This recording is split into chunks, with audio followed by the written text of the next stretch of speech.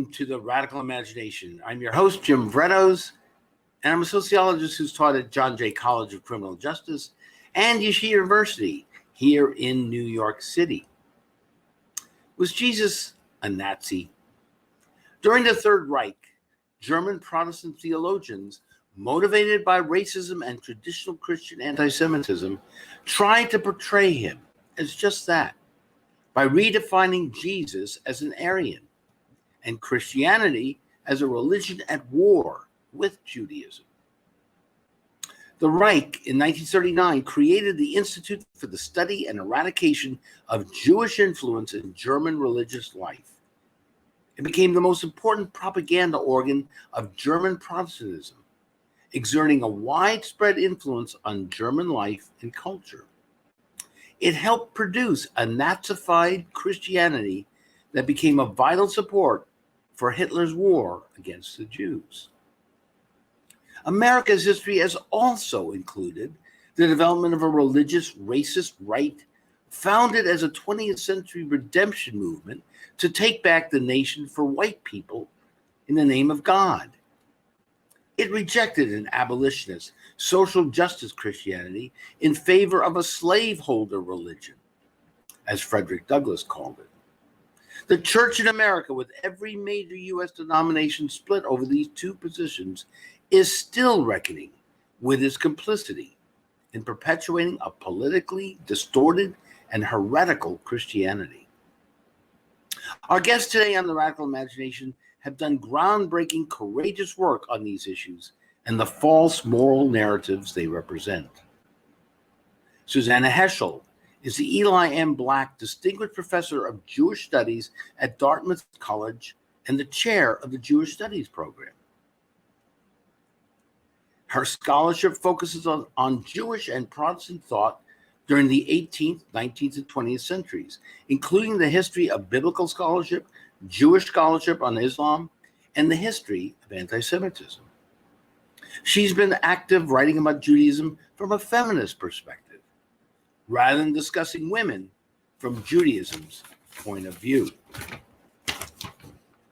Recently, Susannah took up the question her father, Rabbi Abraham Joshua Heschel, posed 10 days before Martin Luther King was assassinated. Where in America today do we hear a voice like the voice of the prophets of Israel? Martin Luther King is a sign that God has not forsaken the United States. God has sent him to us. Yet America has not fully reckoned with his prophetic message.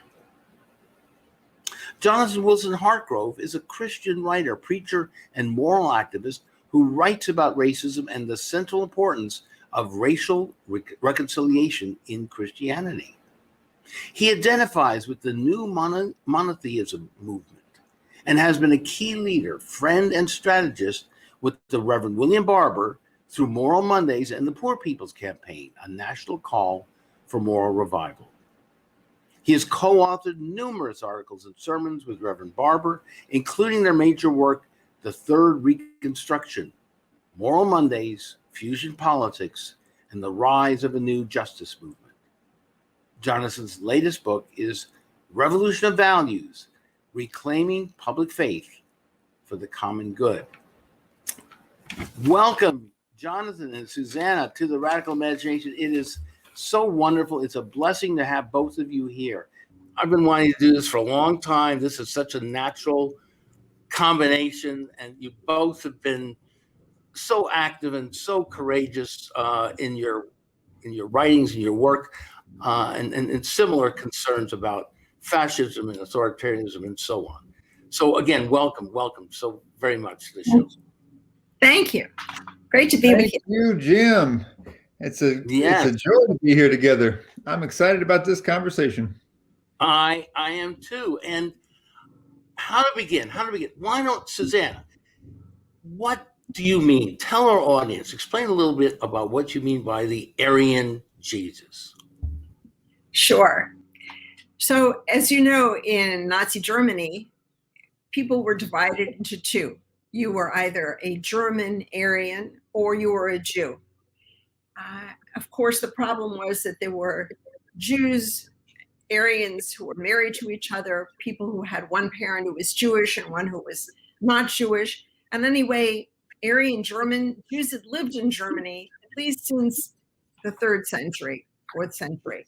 So why were they being marginalized in this way? But the anti-Semitism that helped Hitler come to power, the anti-Semitism that did not, of course, encourage people to oppose fascism in Germany, but facilitated all of this. That anti-Semitism had also permeated religious Christian communities. So, for example, Jews who had converted to Christianity were suddenly no longer welcome in churches, in most churches, in fact, Protestant and Catholic. But there were also theologians who went beyond this. There were some who wanted to be important in the Third Reich, who wanted to be recognized as big shots. And what could they do as a theologian to be a big shot in Nazi Germany? The Nazis really didn't need theologians. So what they could do, they felt, was contribute anti-Semitic propaganda. And that's what they did. They wrote horrible things about Jews and Judaism. And they claimed that what Hitler was doing to the Jews was fulfilling what Jesus wanted to do, to eliminate Judaism, the Jews, altogether. And then, as you mentioned, Jim, in 1939, they established an institute, a propaganda institute that produced anti-Semitic literature, books and pamphlets. They gave lectures and so on. But more than that, and this is what's really striking, they also produced their own version of the Bible. They got rid of the Old Testament altogether as a Jewish book, and they took the New Testament and they removed anything positive about Jews or Judaism. So Passover or the genealogy of Jesus from Old Testament figures, all of that had to go. They also published a hymnal that removed Hebrew words like Amen or Hallelujah. And they published a catechism and said that Jesus was an Aryan whose message was directed to German Aryans. And then just the last point throughout, they used typical Nazi anti-Semitic language. They talked about the civilization of the German people by the Jews. The Jews were bringing syphilis to Germans and so on. The language really was not just theological, certainly, but was also very Nazi. It's just a book about the history, how this developed, and the fact that after the war, these theologians remained in power. And they went back to the church and sort of, as you point out, hid under the safety then. They never were called out for doing this. Right. They never paid the price. Right. Amazing. Sort of like a little bit of a contemporary academic world sometimes, but that's not here nor there. But Jonathan, how do you respond to that? And how does your own work in talking about the slave owners' religion here in America, are there parallels that you've noticed as well in your own work and activism? Oh, for sure. I think I just want to acknowledge the great importance of Professor Heschel's contribution in terms of understanding the particular context of Germany and the role that religious nationalism played, as you just outlined. But yet the parallels run deep. And for me, this is quite personal because I grew up in the American South and was raised by the descendants of those people who had established the Southern Baptist Church. The Southern Baptist Church, of course, was established by people who wanted to keep their slaves in the South. And they too came up with their own version of the Bible. They too developed theologies based in ideologies of racial hierarchy that justified their practice in that time. And here in this context, after the Civil War had ended and the Southern states did what was required of them to rejoin the Union, these same preachers, these same theologians taught the generation that taught really my great-grandparents' generation the faith. And so this slaveholder religion in the American context came down to us without that label on it, and yet in so many ways has shaped Christianity and certainly the public engagement of Christianity in our common life all the way down to the present. And um, uh, part of my own realization of this was that when I began to awaken to the ways that the political practice of my people had been distorted, I was sent as a young ambassador to Germany by the United States Foreign Service. And while I was there, I learned from people who had lived through this history that you've written so well about, just how distorted that had been for people within the church in Germany.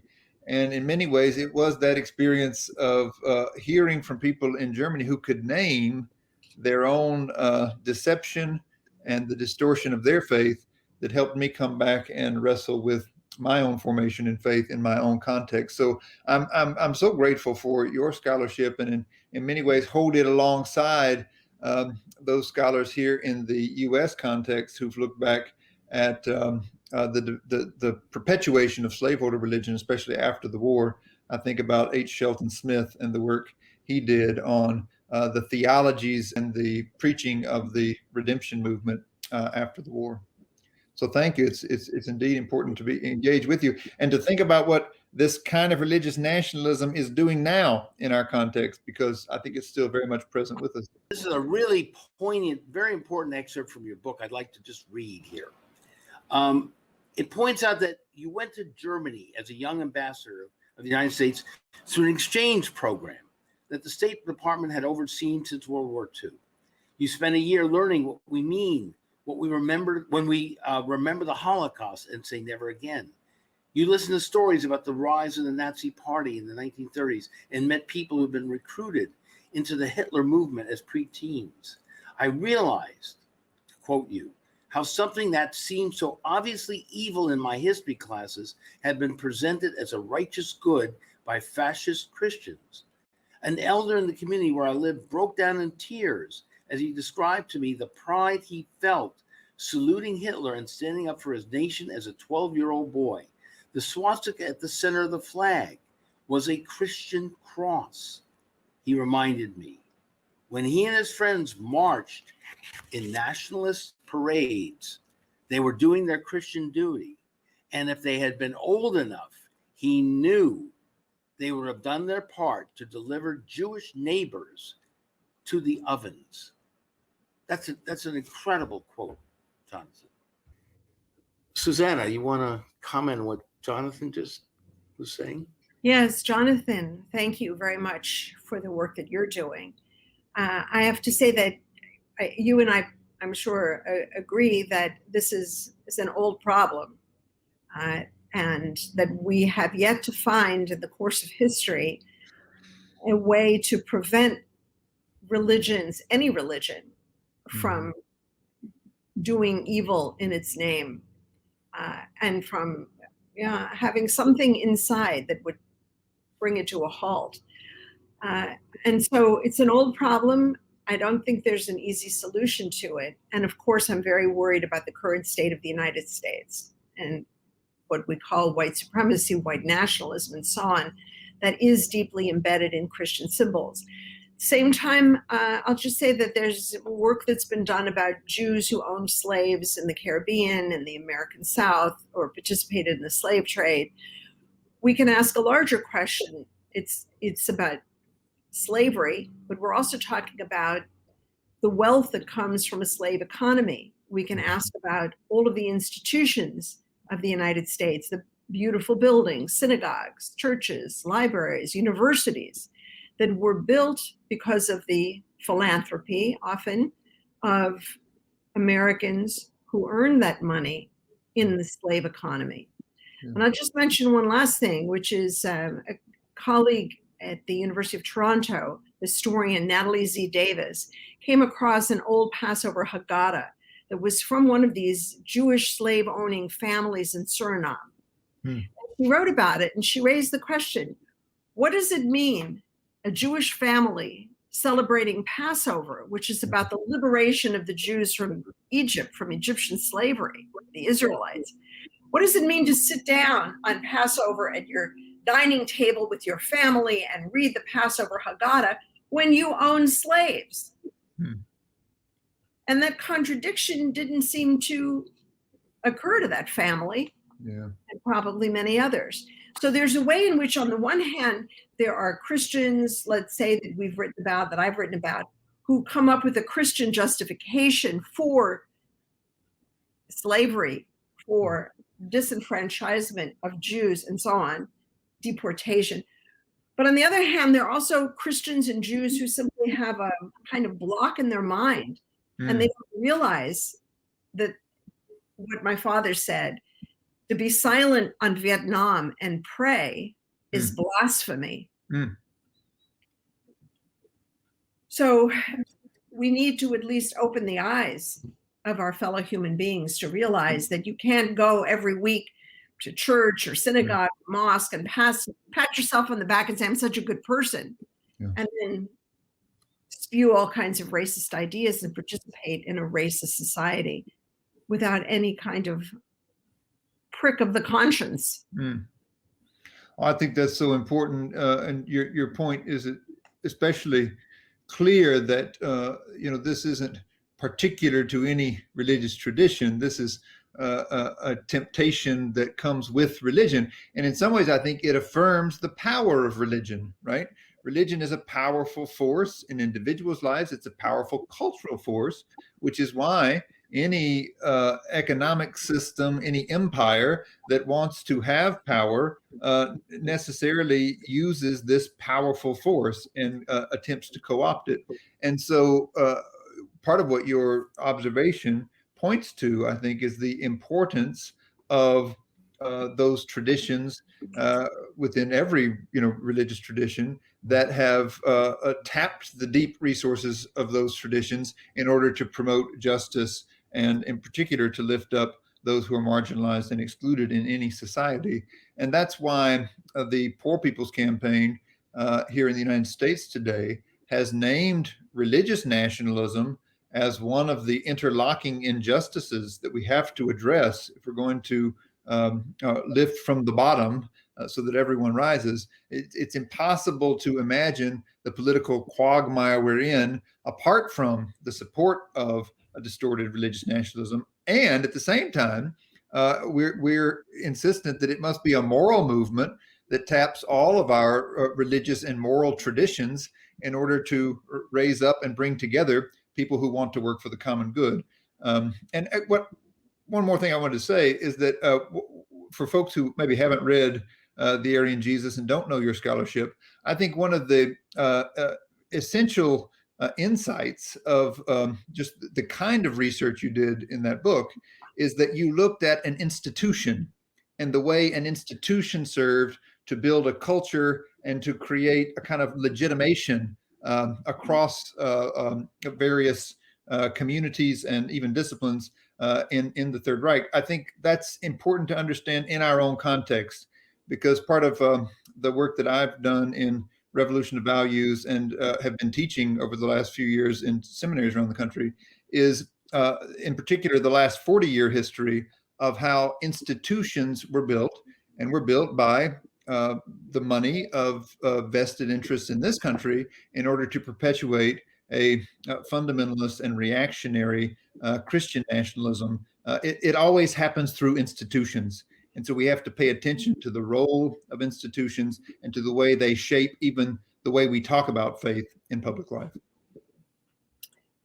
Yes, and I think the Poor People's Campaign is important and in many ways unique, because one of the things in the United States that's so different from Germany is that we have a strong tradition, especially in the Black church, but also among Protestants and some Jews, and a tradition about the prophets, the Hebrew prophets. It was so important in the civil rights movement, for example, whereas in Germany, that just never happened. The prophets were not important to German theologians, Protestant Christian theologians.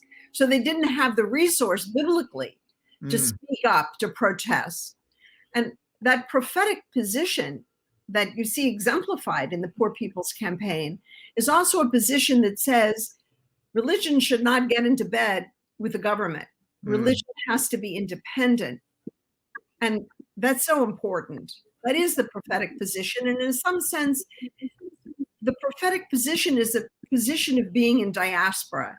That is, we're not fully here, we're not fully there. We're here, but we're not in power. Yeah. We're on the sidelines speaking, as we say, speaking truth to power. We're the ones who challenge. We're the ones who say no. And perhaps that's also what needs to go on in churches and synagogues. My father used to say that prayer has to be subversive.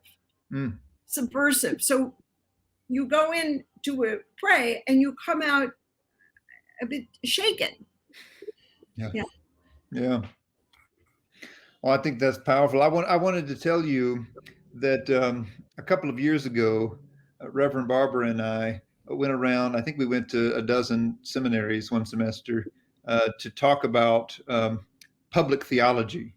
And we were doing this lecture series. And when we went to Jewish Theological Seminary, the president welcomed us by saying that he keeps a picture on his desk of your father. And then it was really moving. He said to everyone who was gathered there, I mean, this is, the institution he's in charge of now. He said, one of the things I want to own and grapple with is that this institution did not fully support Abraham Joshua Heschel when he was doing the work of standing with Dr. King and the movement and of articulating why our religious tradition necessitates that kind of prophetic witness.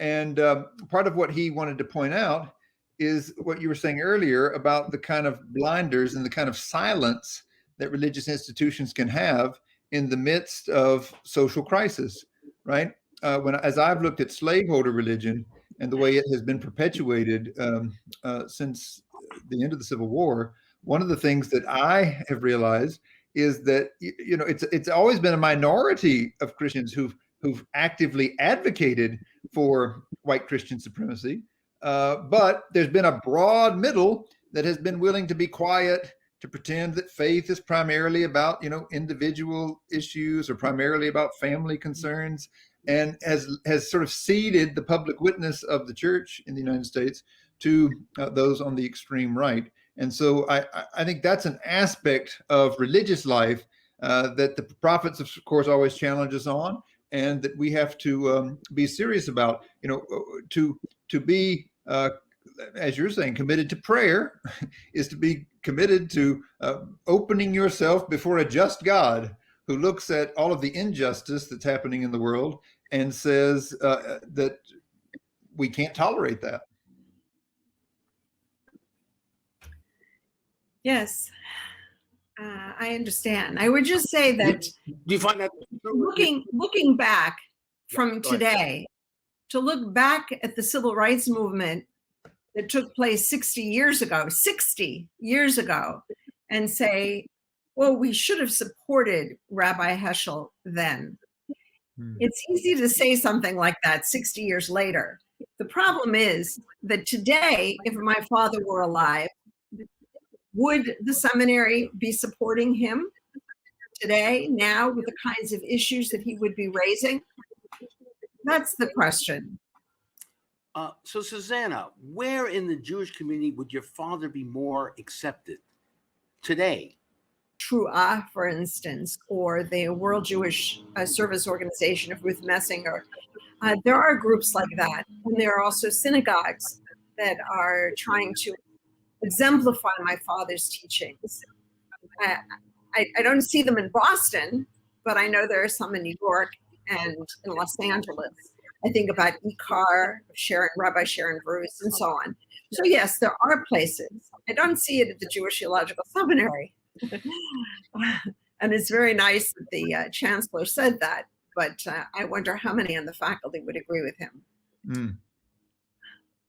Well, fair enough. I can't speak too directly to the Jewish community as an outsider, but I will say that I find the same to be true in Christian churches and seminaries, that often our institutions are, they find it much easier to sort of play the both-sidism that often allows for a kind of distancing from the issues that are most pressing in our common life.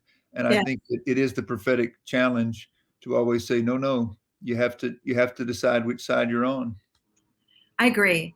I would just say that what I think is very moving, I find very moving, is that the civil rights leaders who knew my father 60 years ago, to this day, say to me how grateful they are for his participation. After 60 years, to express gratitude, that tells you something about what kind of people they are. They're very special human beings. And I think that also is part of what nonviolence training meant. It was not simply about don't hit back if someone hits you. Nonviolence was a training that went on for months and months to think differently, as well as to behave differently, to develop a different kind of human spirit. And that's what's crucial. And their inclusion of me in civil rights reunions and gatherings is very moving, because it shows me how much they loved my father. And I appreciate that. Well, that vision of beloved community is certainly at the heart of the nonviolence training you mentioned, but also the whole way of life that, I mean, if we're going to imagine a politics that it can include everyone, there has to in some way be a daily practice of that. And I certainly appreciated the way that, John Lewis articulated that until his last days. He certainly remembered his formation with Jim Lawson and others in the nonviolence training that they had there in Nashville before the sit-in movements kicked off as a training in a way of life, and a way of life that we can all practice. So, Jonathan, what do you mean when you say you identify with the new monasticism? Well, in the Christian tradition, one of the ways that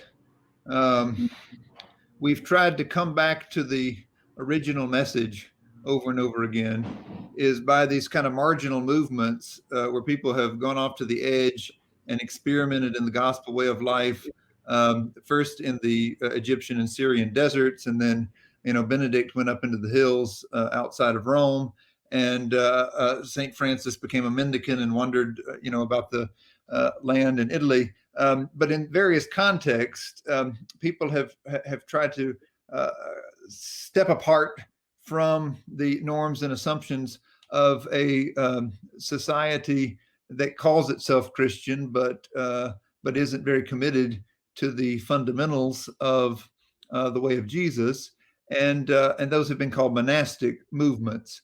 And so, yes, there are Christians in the world today who experiment in new monastic kind of communities. And I'm part of one of those communities here in Durham, North Carolina, where we share life together across lines of race and class and various divisions that are written onto us by the society, but where we're trying to learn how to be that beloved community together. And as we were just saying, that always has political implications, but it's also, I think, learned and tested in many ways in the intimate negotiations of our daily life. And so, yeah, how we eat together and pray together and share resources together and work for justice, in the neighborhood together, is an essential part of formation for the community I'm part of and for people like me. So that's what the new monasticism is. And I think there are movements like that in many religious traditions. Our friend, Ibu Patel has been bringing people together in the interfaith youth corps for some years, much along the same lines. Susannah, is there an equivalent in the Jewish community as well? Yeah, so there was a monastic tradition in antiquity that we've learned about, but we're going back, 2,000 years to Egypt. But more recently, yes, in general, Judaism does not encourage an ascetic lifestyle. It encourages family, marriage, sex, at least in its own heteronormative patriarchal tradition that we're trying to change, of course. And yes, you're right, community, a community that is attentive, let's say, to one another. So I think that the Hasidic communities or the ultra-Orthodox communities form groups that help one another. If someone, for example, has a sick relative, they help to nurse the person, to care for the person, to provide assistance if someone needs money or any other kind of help. It's not obviously ideal, but I think the larger question is, why are so many people attracted to an ultra-Orthodox lifestyle today? So many Jews. And the question has never really been fully answered. There was a recent book, 850 pages, called Hasidism, A New History. It wasn't really very new. It was pretty old, and it was written by 8 men and had nothing about women, but it also didn't tell us why. Why would you want to be Hasidic? What does it mean? What does it give to a human being? And there are religious, spiritual dimensions of life that Jews feel they can only find in a Hasidic environment. And that's what needs to be understood.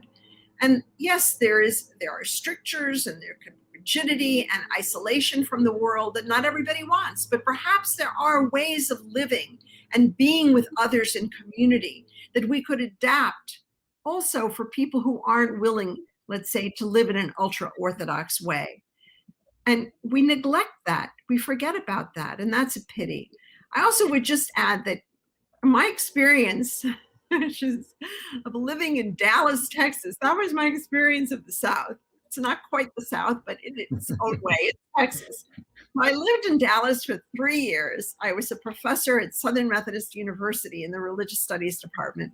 And I noticed something, which is that these big mega churches that were all over, that were huge, they wanted to create a community.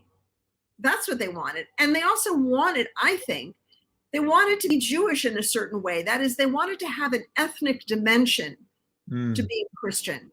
They wanted to have, they had Christian aerobics and Christian daycare and Christian this and that. It reminded me very much of the Hasidic community. They wanted to have an ethnicity where people would somehow greet each other with a certain language to identify as Christian. It meant something different, I found, in Dallas to say I am a Christian than it meant in New York City. It had a certain kind of meaning. And so I think that these mega churches and evangelical Christians have a kind of Jewish envy and would like to have that kind of ethnicity in community. Yeah, but also Susannah, they're also within the theology, right, Jonathan? I mean, many of them are also very, very Jewish, if you will, pro-Israel, because that will bring about Armageddon all the faster. I mean, is that truly an admiration of what it is to be Jewish? I mean, you wrote Abraham Geiger, right? Book on Abraham Geiger, the Jewish Jesus. I mean, is that what they're really trying to do there in those mega churches? Or no, I get it. I was really talking about the social community feeling, the ethos of the place, not about the theology itself, which is, of course, something different. And I think it also varies. I mean, there are problems. I'm not trying to glorify either the ultra-Orthodox or the evangelicals. Obviously, there are issues there. No, I think the point you're making, Jim, is much more related to the carefully cultivated nationalism that has promoted a kind of extremism in terms of alliance with a particular version of the nation state of Israel. But on the other hand, what you're pointing to, Professor Heschel, is this vision of a life together, and that is what I hold on to most from the community that raised me. We weren't a mega church; we were a rural community, but church was that place where we knew that we belonged to one another, and I understood that the sermon was not simply a interpretation of the religious text for the week, but it was also a kind of storytelling that bound us together. The The preacher in the church when I was young used to gather us all together on Sunday evenings. We had this practice of gathering on Sunday mornings for a worship service where the preacher would preach. And we came back on Sunday evenings and had basically the same thing again, but the preacher would preach a different sermon. But it was always a smaller crowd on Sunday evenings. And so at the end, he would have us all stand in a circle and face one another in the congregation. And we would sing a song in our tradition that is called Blessed Be the Tie That Binds. But I think it was simply an affirmation that we were connected to one another, that we had a place where we belonged. And as I've reflected on my own family's journey and the way my parents came to be members of that church, I really do understand that that was good news to them. And in many ways, it's what made them Christian, that they found a place where they belonged. Yes, I want to raise one other point, because I think what you're describing is very beautiful. And what you're pointing to is the atmosphere that was created, the feelings that were evoked when you stood in a circle and you sang The Ties That Bind. And I think that's something we should consider regarding the situation today in the United States. And that is, often it's about mood more than doctrine or theological position or even politics. What's the mood? And what concerns me is the mood of resentment, anger, even rage. And when we talk about community, we live in such siloed ways in this country. We're so divided in gated communities with a physical gate or an invisible gate, but we are very divided. And I worry about the ways in which politicians can exploit the atmosphere of resentment and rage. And I think that actually is something that religious leaders could address to change the mood of the country, to calm people, to calm the anger, to turn it into joy. To live a life full of anger is not a happy life. How can we change that? And it was a problem in Germany as well, by the way, the resentment over the First World War, etc. Well, isn't that what Reverend Barber is also attempting to do through fusion, moral fusion organizing in politics? Right, Jonathan? No, that's right. And this is where I think the prophetic traditions that we do have in this country are incredibly important. Because if you know the tradition of the abolitionists, the tradition of the civil rights movement in this country, then, you know, when you get together, you certainly are angry. I mean, I'm angry this week that the For the People's Act was just filibustered by the Republicans, and you know, they're standing united in an unwillingness to even debate protections for voting rights.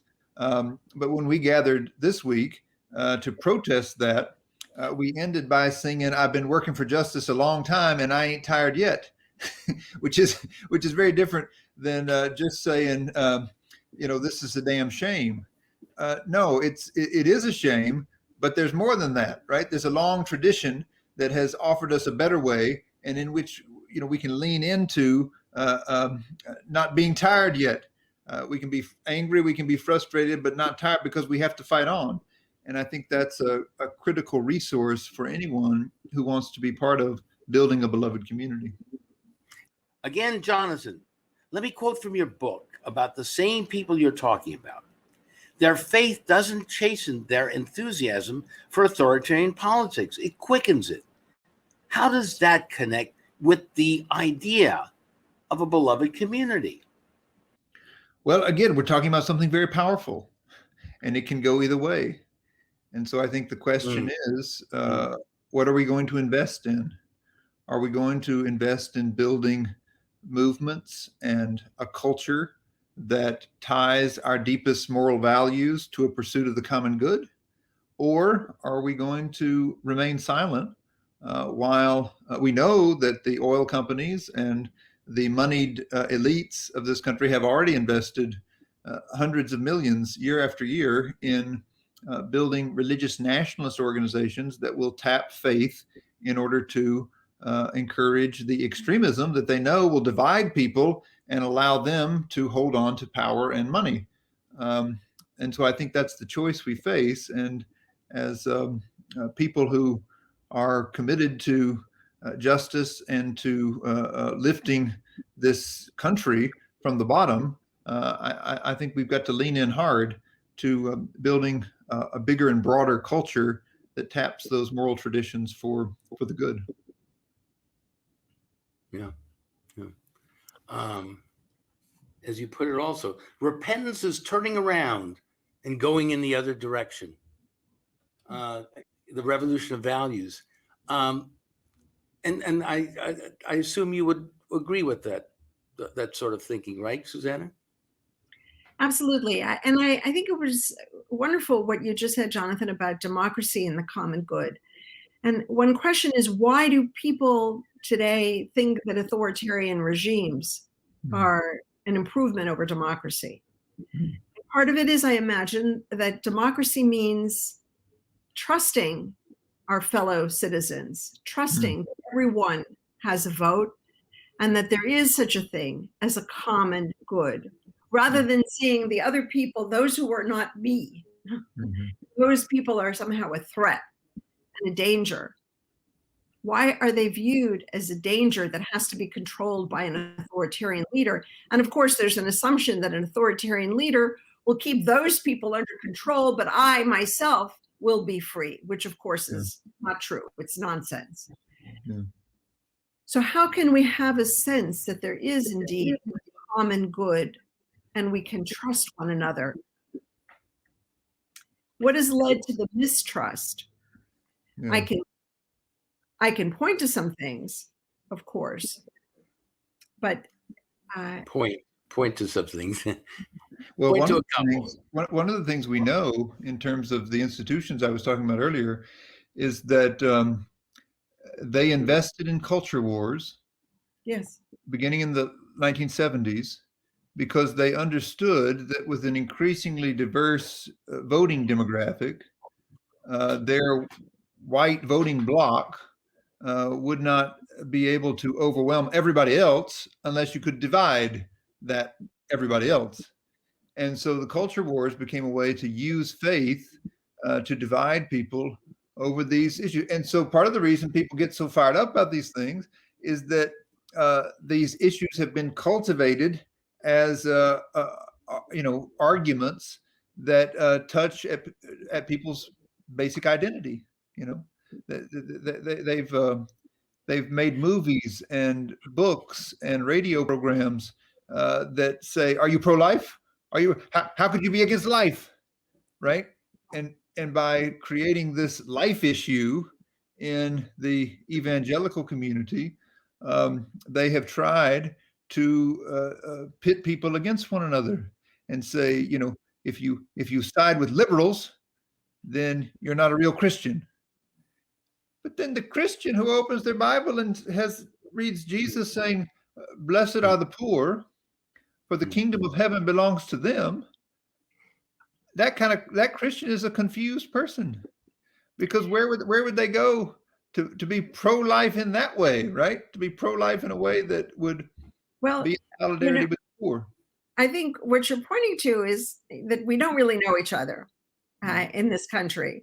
It's interesting that the people who were most opposed to immigration were the people living where there were no immigrants. Yeah, especially immigrants coming from Latin America. And those who were living in Texas were the least opposed, in Arizona. So, all right.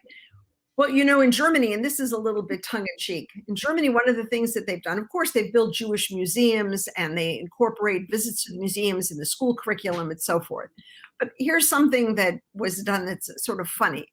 Started a program called Rent a Jew.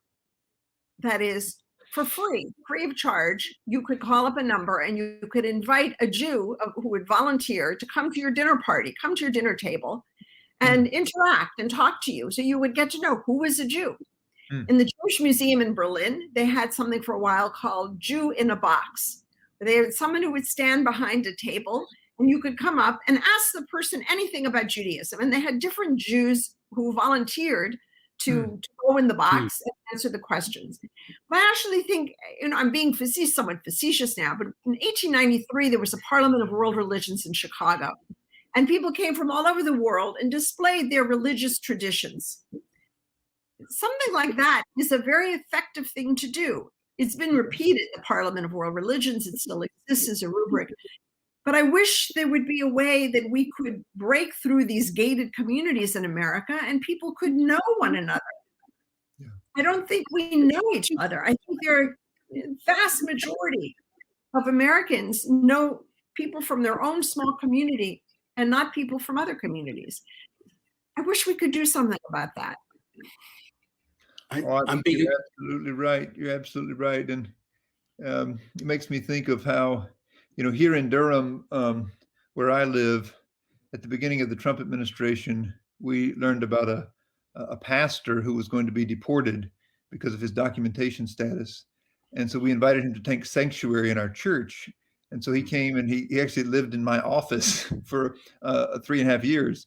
And one of the most beautiful things that happened is those 3.5 years were hell for him in many ways. He was separated from his family. He was struggling economically to survive. But one of the most beautiful things about it was how people would come when they learned his story and would just listen to him. And it was interesting because he was a pastor. And so, he taught many Christians what it means for, someone like him to be a part of the church in the United States when there are official policies in place that separate him from his family. And there were some people who repented of the way they had associated their faith with a political agenda and said, I thought this was right, but if it hurts you in this way, I'm going to change. That's great. And I was That's moved a great story. That's great. And I don't mean to be facetious here in any sort of way. Jew in the box, when you were talking a little about that, I started thinking of Seinfeld or Larry David, but we need to go much deeper than that. Okay. I didn't mean, but on that, listen, Jonathan, are you going to invite Susannah down to the real South here? I mean, Dallas doesn't really quite. I lived a year in Durham, actually. In Durham, you did? Durham, North Carolina. I lived there in 98, 99. Jonathan, I wish I... Well, if you ever get this way again, you're always welcome. Please. I look forward to it. We'd love to have you. Thank you. That's terrific. On that note, I'm really sorry we have to leave it here. This has been so wonderful. Thank you both so very, very much for being on the Radical Imagination. It's really been enlightening and it's been a joy. So again, thank you so very, very much, Susannah and Jonathan. We thank you all for watching this wonderful show with them today on the Radical Imagination. This is Jim Vrettos, and we'll see you again next week with Jonathan and Noam Chomsky on the Radical Imagination. Thank you.